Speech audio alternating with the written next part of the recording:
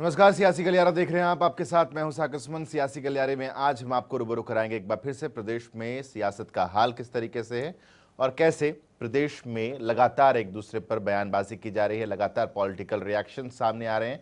खासतौर पर किसान आंदोलन के मसले को लेकर के लगातार बातें सामने आ रही हैं, लगातार बयानबाजी का दौर चल रहा है। चलिए शुरुआत करते हैं आज के सियासी गलियारे की और सबसे पहली रिपोर्ट जिसे हम आपको रूबरू कराने वाले हैं वो जुड़ा हुआ है केंद्रीय कृषि मंत्री नरेंद्र तोमर से। केंद्र सरकार ने एक बार फिर किसानों को बातचीत का न्योता दिया है, लेकिन किसान कृषि कानूनों को रद्द करने के अलावा किसी और मुद्दे पर बात करना ही नहीं चाहते, इसलिए सरकार के न्योतों को किसान बार बार ठुकरा रहे हैं।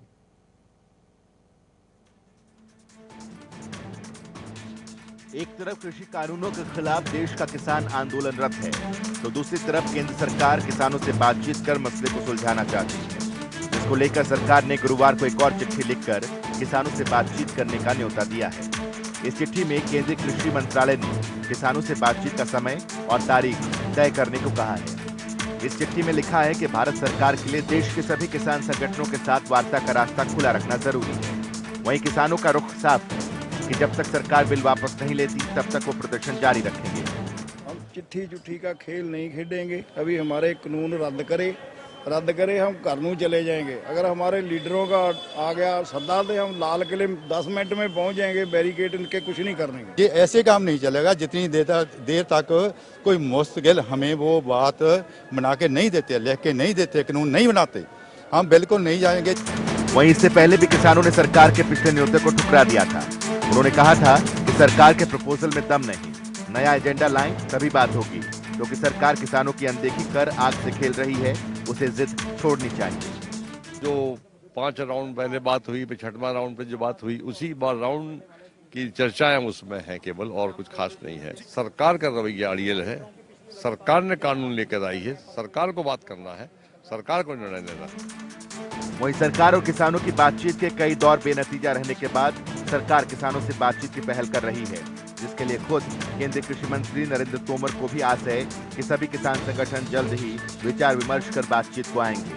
सारे किसान यहाँ सिर्फ इसलिए चलकर आए हैं क्योंकि ये कृषि सुधार बिलों का समर्थन करना चाहते हैं। इन्होंने सबने मिलकर मुझे समर्थन पत्र भी दिया है और इन्होंने यह भी कहा है कि कृषि सुधार बिल में संशोधन के मामले में सरकार को किसी दबाव में आने की ज़रूरत नहीं है। ये बिल बरसों बाद संसद ने पारित किए और इससे किसान के जीवन में खुशहाली आएगी।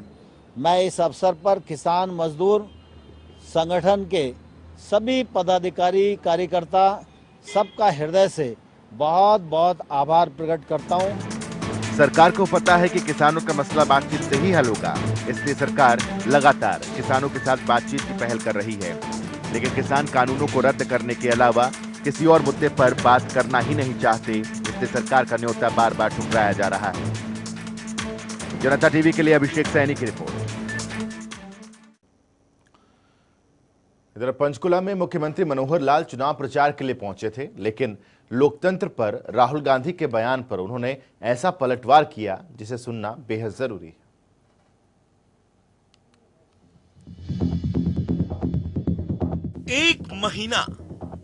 लगभग एक महीने से किसान दिल्ली की सीमाओं पर हैं। दिल्ली की सीमाओं से सियासी गलियारे तक राजनेताओं के बयान इस आंदोलन को तेज किए जा रहे हैं। जहां एक तरफ किसान पीछे नहीं हट रहे, तो वहीं दूसरी तरफ प्रदेश के मुख्यमंत्री मनोहर लाल कहते हैं कि आजकल हमें तमाशा देखने को मिल रहा है।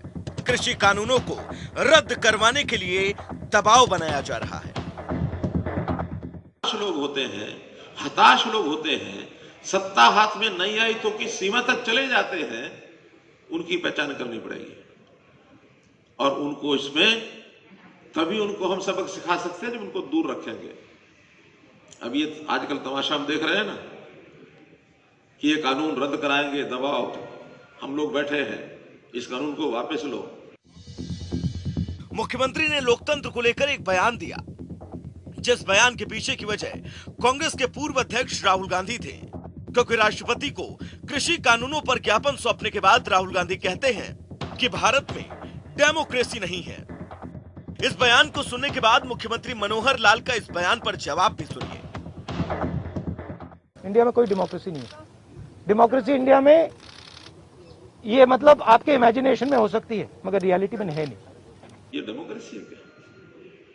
डेमोक्रेसी होती है हम अपनी बात सदन में कहें, जहां विचार विमर्श होना है, हम अपनी बात जनता को जाके कहें, सभाएं करें, अपने पैम्पलेट बांटें, मीडिया में जाएं, लोगों के सामने बात रखने में कोई नहीं। हमारे स्वतंत्रता है, राइट टू यानी फ्रीडम ऑफ एक्सप्रेशन। तो फ्रीडम ऑफ एक्सप्रेशन का मतलब यह है कि आप अपनी बात को जाकर के सभ्य ढंग से कहीं भी कहो, लेकिन बात लोकतंत्र से आगे निकली तो धींगा मस्ती तक पहुंची। जी, इस धींगा मस्ती का मतलब है सियासी नूरा कुश्ती। और इसी धींगा मस्ती पर सीएम कहते हैं कि धींगा मस्ती चलेगी नहीं और इसे बढ़ावा दोगे वो भी नहीं चलेगा। धींगा मस्ती करोगे या धींगा मस्ती करने वालों को सहयोग दोगे, ये नहीं चलेगा। खैर, सियासत है तो बयानबाजी भी होगी, लेकिन बयानबाजी के दायरे में हिंदुस्तान का लोकतंत्र आने लगे, हिंदुस्तान का संविधान आने लगे, तो यह सोचना भी जरूरी और समझना भी जरूरी है कि क्या राजनीति के लिए सब जायज है। पंचकुला से जनता टीवी के लिए पवन सिवर की रिपोर्ट।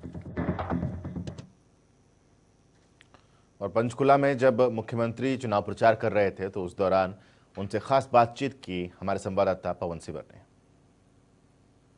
निकाय चुनाव को लेकर मुख्यमंत्री आज पंचकुला में ताबड़तोड़ चुनाव प्रचार कर रहे हैं। सीएम साहब मेरे साथ हैं। सीएम साहब, किस तरह का चुनाव प्रचार आप आज कर रहे हैं, उसमें क्या लोगों का रुझान देखते हैं? देखिए, बहुत उत्साह है सभी जगह पर जहां मैं गया हूं। स्थानीय निकाय चुनाव के अंदर इस बार जैसे पहले हमने 5 नगर निगम चुनाव जीते थे, इस बार जितने भी नगर निगम 3 हैं, नगर परिषद रेवाड़ी की भी है, सब चुनाव हम जीतेंगे। हमारे जो साथी हैं जेजेपी के, वो भी उत्साह से चुनाव लड़ रहे हैं और मेजोरिटी के साथ, चाहे हमारे पार्षद हों चाहे हमारे मेयर हों, वो सब जीत के आएंगे। और जो स्थानीय समस्याएं हैं उनका हल बाकायदा योजना बना करके, प्रदेश सरकार की योजना से जो कुछ उनको साधन मिलेंगे, धनराशि मिलेगी, सब उसमें अच्छा काम करेंगे। डायरेक्ट चुनाव करवाने का फायदा होगा, क्योंकि नगर परिषद रेवाड़ी और नगर पालिकाओं में जो चुनाव हो रहा है वहां पर भी डायरेक्ट चुनाव आपने करवाने का फैसला किया है। पहले निगम का चुनाव आप पहले भी डायरेक्ट करवा चुके हैं। देखिए, स्थानीय निकायों के अंदर सब जगह, शहरी निकायों में हमने डायरेक्ट चुनाव लागू किए हैं और इससे जो एक भ्रष्टाचार का एक तौर तरीका लोगों ने अपना रखा था अपने चेयरमैन को या मेयर को चुनने के लिए, उससे निजात मिली है। इससे पार्षद भी खुश हैं और इससे मेयर भी खुश हैं। सर, ये कृषि कानूनों का विरोध है, इनका तो कोई असर नहीं है इन चुनाव पे? आप कैसे, कृषि कानूनों का जो विरोध है इसका असर तो नहीं है निकाय चुनाव? बल्कि लोगों में उत्साह है और जिस प्रकार की वो धींगा मस्ती कर रहे हैं उसको दूर करने के लिए उन पार्टियों को जो उनका सहयोग कर रहे हैं उनको सबक सिखाने के लिए भी ये लोकतंत्र में उनके पास अवसर आया है और इसका अवसर का पूरा उपयोग करेंगे।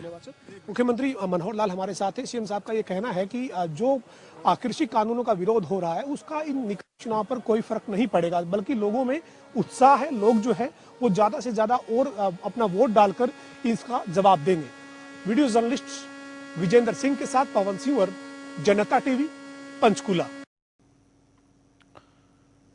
मुख्यमंत्री को सुना आपने। और इधर डिप्टी सीएम दुष्यंत चौटाला ने कहा कि किसान आगे आए और सरकार और किसानों के बीच अगर मध्यस्थता की जरूरत पड़ेगी तो दुष्यंत चौटाला इसके लिए भी तैयार है। ऐसी मांग है जो इस अमेंडमेंट के तौर पे नहीं हो पा रही, अगर मेरी जिम्मेवारी लगती है कि मैं उसको ले पाऊं तो जरूर मैं भी उसके अंदर चर्चा कर सकता हूं कि टाइमली उसके ऊपर भी केंद्र निर्णय ले। और उप मुख्यमंत्री दुष्यंत चौटाला रोजगार से जुड़े मुद्दे पर प्रेस कॉन्फ्रेंस भी करने पहुंचे, लेकिन किसान आंदोलन से जुड़े सवालों से वो बच नहीं पाए। साथ ही उन्होंने अपने इस्तीफे को लेकर भी बड़ा बयान दिया। क्या कुछ कहा उन्होंने, इस रिपोर्ट में सुनवाते हैं आपको।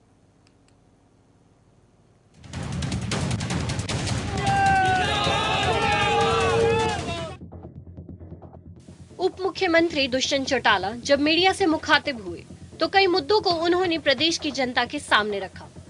सबसे पहले डिप्टी सीएम ने बताया कि सरकार ने उद्यम और रोजगार नीति 2021 से 2025 को मंजूरी दे दी है।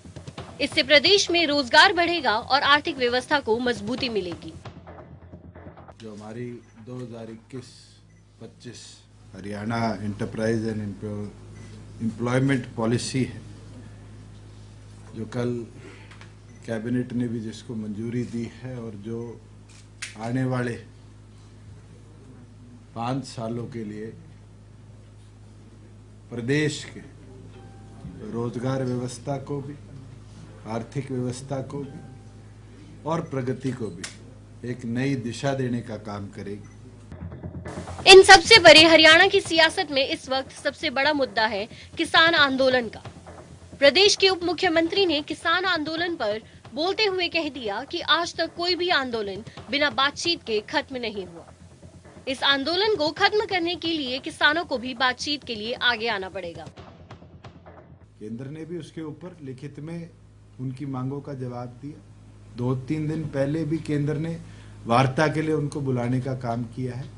अगर वार्ता नहीं होगी तो किसी तरह की कंक्लूजन इस पूरे मूवमेंट के अंदर हमें देखने को नहीं मिलती। मैं तो उम्मीद करता हूं कि पॉजिटिवली अगर केंद्र सरकार चर्चा को तैयार है, सुप्रीम कोर्ट भी स्वयं कह रहा है कि आपको चर्चा करनी चाहिए, तो जो 40 संगठन हैं जिनके नेतृत्व की पहले 6 दौर में चर्चा हुई थी, उनको भी कदम बढ़ाना चाहिए।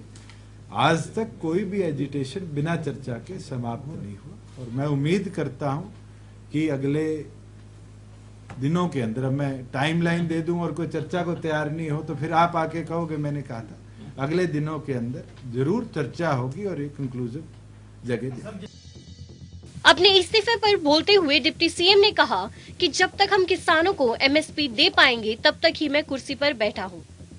अगर एमएसपी बंद हुआ तो मैं कुर्सी छोड़ दूंगा।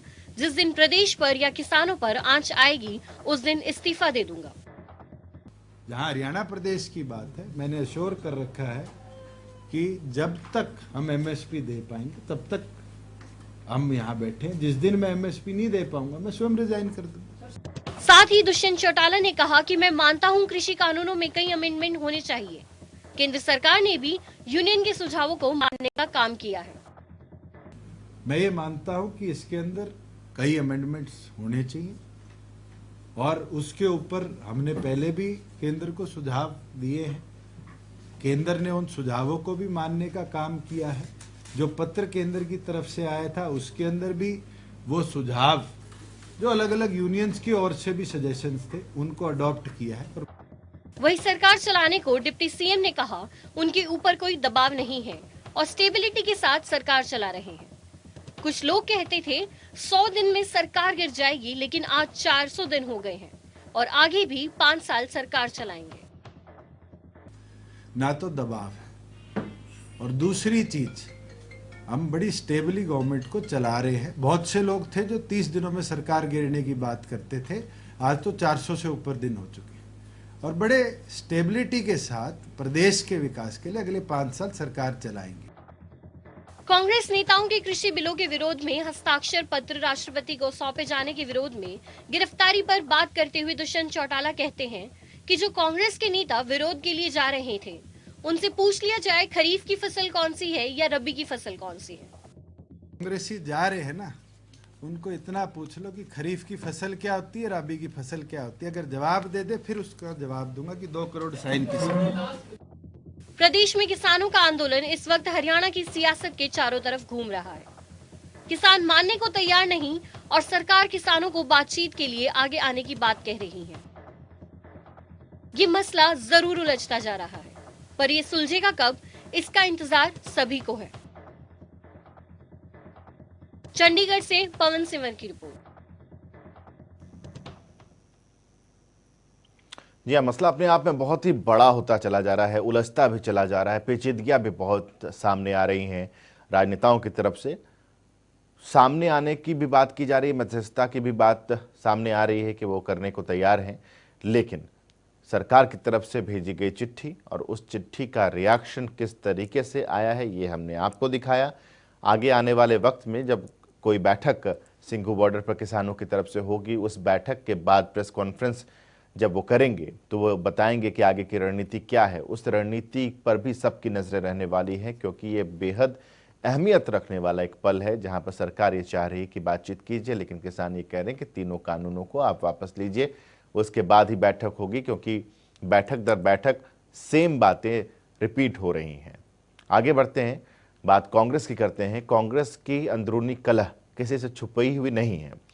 लेकिन कांग्रेस के राष्ट्रीय महासचिव रणदीप सुरजेवाला ने कांग्रेस में चल रही गुटबाजी को सिरे से खारिज कर दिया और कहा कि जहां 4 बर्तन होंगे वहां खड़केंगे, लेकिन न गुटबाजी है न खेमेबाजी है।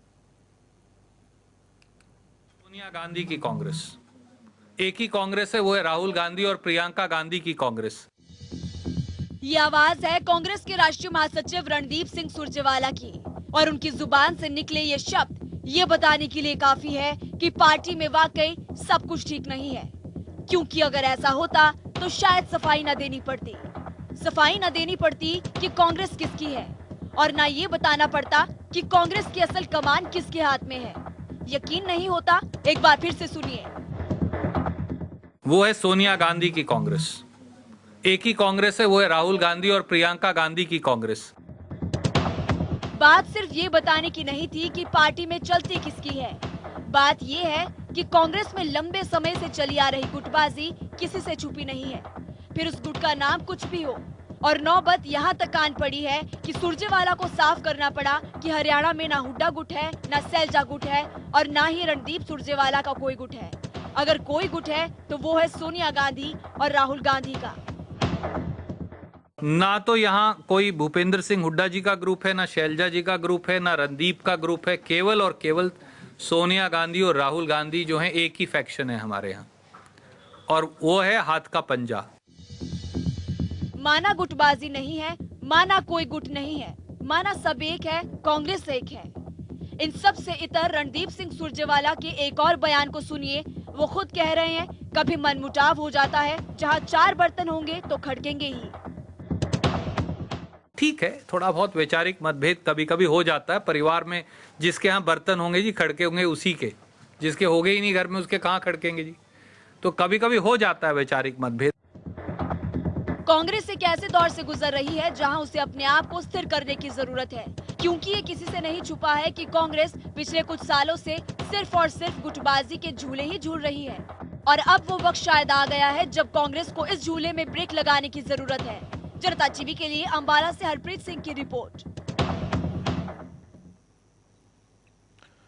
इधर हरियाणा बीजेपी के प्रदेश अध्यक्ष ओपी धनखड़ नगर निगम चुनाव के चलते बीजेपी मेयर प्रत्याशी वंदना शर्मा और सभी पार्षद उम्मीदवारों के लिए प्रचार करने अंबाला पहुंचे। इस दौरान उन्होंने बीजेपी की जीत का दावा किया।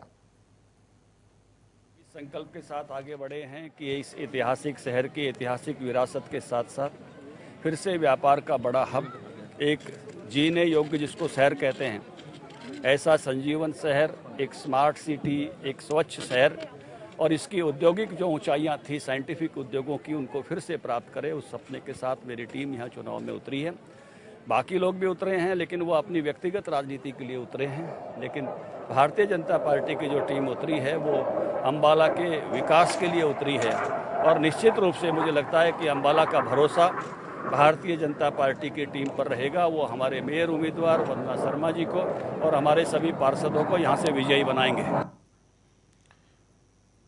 सोनीपत में होने वाले निगम चुनाव के लिए सरगर्मियां तेज हो गई हैं। भूपेंद्र हुड्डा ने अपने प्रत्याशी के लिए वोट की अपील की तो किसान आंदोलन को लेकर एक बार फिर चौथे कानून की मांग की।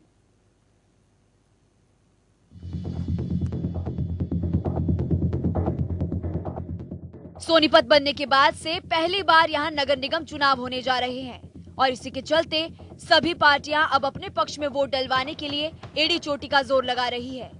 सोनीपत के गांव राठगाना में नेता प्रतिपक्ष भूपेंद्र सिंह हुड्डा चुनाव प्रचार प्रसार के लिए पहुंचे और कहा कि सोनीपत में जनता का माहौल कांग्रेस पार्टी की तरफ है और वो खुद ये देख रहे हैं। इस सरकार ने हर वर्ग को, किसी भी वर्ग के हित का काम नहीं किया। टैक्स पे टैक्स, टैक्स पे टैक्स यही कर रही है, बोझ बढ़ा रही है, लोग आमदनी घटा रहे हैं। वहीं भूपेंद्र सिंह हुड्डा ने ग्रामीण एरिया में सरकार के 2% पंचायती टैक्स बिजली बिलों पर लगाए जाने पर भी कहा, ये सरकार सिर्फ टैक्स पर टैक्स लगा रही है और जनता पर बोझ बढ़ा रही है। जनता को सुविधा के नाम पर कुछ भी नहीं मिला। अच्छा रिस्पांस मिला, स्वयं देख प्रत्यक्ष को प्रमाण की आपने खुद देखा, भारी बहुमतों से कांग्रेस पार्टी जीतने जा रही है। चुनाव के साथ साथ हरियाणा की सियासत में इस वक्त सबसे बड़ा मुद्दा है किसानों का, और किसान आंदोलन पर बोलते हुए हुड्डा ने एक बार फिर चौथे कानून की मांग की और एमएसपी पर खरीद ना करने पर सजा के प्रावधान की भी बात कही। मैं अगस्त 14 को अपने उसमें लिख दिया था आर्टिकल में कि भाई 3 कानून लाए हैं तो चौथा कानून और साथ ले आए कि जो भी एमएसपी से कम खरीदेगा उसको सजा का प्रावधान कर दें, समस्या हल हो जाएगी। जब किसी प्रदेश में चुनाव होता है तो नेताओं की बयानबाजियां तेज हो जाती है। चुनाव के साथ साथ विपक्ष के पास इस वक्त किसान आंदोलन का भी मुद्दा है, जिसे कांग्रेस भुनाने में जुटी है और लगातार किसान आंदोलन को लेकर सरकार पर हमला भी बोल रही है। जनता टीवी के लिए सोनीपत से राम सिंह मार की रिपोर्ट।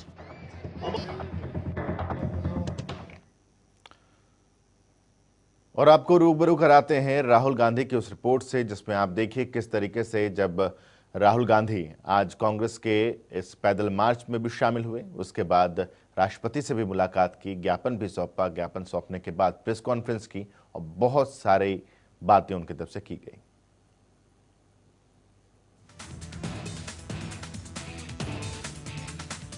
कृषि सुधार कानूनों के खिलाफ किसानों के आंदोलन को करीब 29 दिन हो गए हैं, लेकिन किसानों का मनोबल लगातार बरकरार है, क्योंकि किसानों को तमाम विपक्षी दलों के साथ साथ बॉलीवुड से लेकर विदेशों से भी समर्थन मिल रहा है। इसी कड़ी में देश की सबसे पुरानी पार्टी कांग्रेस भी किसानों के साथ आ गई है। इसके तहत गुरुवार को केंद्र सरकार के विरोध में कांग्रेस के कई नेता विजय चौक से राष्ट्रपति भवन तक मार्च निकालने पहुंच गए, लेकिन पुलिस ने इसकी इजाजत नहीं दी, जिसके बाद पुलिस ने प्रियंका गांधी समेत कई कांग्रेस के नेताओं को हिरासत में लिया, जिसमें केसी वेणुगोपाल, दीपेंद्र हुड्डा और रणदीप सुरजेवाला समेत कई नेता शामिल थे। इस मौके पर प्रियंका गांधी ने कहा कि बीजेपी नेता और समर्थक किसानों के लिए जो शब्द इस्तेमाल कर रहे हैं वो पाप है। अगर सरकार किसानों को देश विरोधी कहती है तो सरकार पापी है। किसानों की समस्या का हल तब निकलेगा जब सरकार उनका आदर करेगी। इस सरकार के खिलाफ किसी भी तरह के संतोष को आतंक के नजरिए से देखा जा रहा है। ये एक पाप है।